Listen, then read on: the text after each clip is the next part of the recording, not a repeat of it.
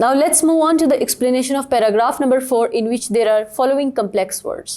The first word is inaugurate, जिसका उर्दू में मतलब है इफ्तिताह करना, while in English it means launch. The second word is magnificent, जिसे उर्दू में शानदार कहते हैं, while in English it means excellent. The third word is gay, जिसका उर्दू में मतलब है खुश, while in English it means happy. Now let's move on to the paragraph number 4. तो यहाँ पे ये होता है कि जॉकिंस हमें बताता है कि जब गोरगोइस ने पोस्ट क्रिएट की तो ये वो वक्त था जब उसके वालिदैन को फोत हुए बहुत ही अरसा गुजर चुका था। चूँकि पोस्ट क्रिएट हो चुकी थी तो सवाल ये पैदा हुआ कि आखिर बाजीगर किसको हायर किया जाएगा, एक्रोबैट कौन बनेगा। और फिर लोगों ने ये बात कही कि गोरगोइस के अलावा कौन बन सकता है, क्योंकि उसी ने तो इतने अरसा इसके साथ मेहनत की है।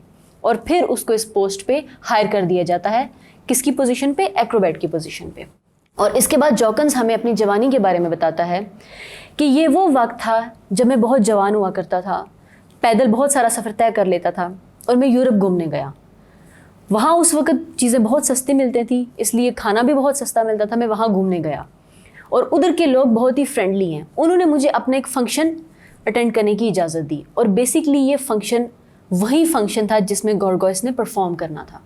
फिर जॉकिंस हमें डिस्क्रिप्शन बताता है उस रूम की कि वो एक जिम्नेजियम था जो बेसिकली कोर्ट से जिम्नेजियम में कन्वर्ट किया गया था फॉर द टाइम बीइंग। अब इसके बाद वो बात करता है गोरगोइस के कपड़ों की कि उसके कपड़े बहुत ही ख़ास तर्ज के कपड़े थे। वो रेड वेलवेट के कपड़े थे जिस पे गोल्डन कलर के बटन लगे हुए थे और कुछ लेसेस लगी हुई थी और वो इंतहाई शानदार कपड़े थे। और कहता है कि ये फंक्शन बेसिकली उसके कपड़ों के बाद ही ऑर्गेनाइज किया गया, यानी कि सबसे पहले पोस्ट क्रिएट करने के बाद उसको जब हायर किया गया तो उसका ये ड्रेस तैयार किया गया और उसके बाद ही ये फंक्शन ऑर्गेनाइज किया गया। और जब ये फंक्शन ऑर्गेनाइज किया गया तो वहाँ बहुत सारे अफसर और बहुत सारे रॉयल फैमिली के लोग भी आए हुए थे। और यहाँ पे ये पैराग्राफ ख़त्म हो जाता है। I hope you have understood this explanation. Thank you.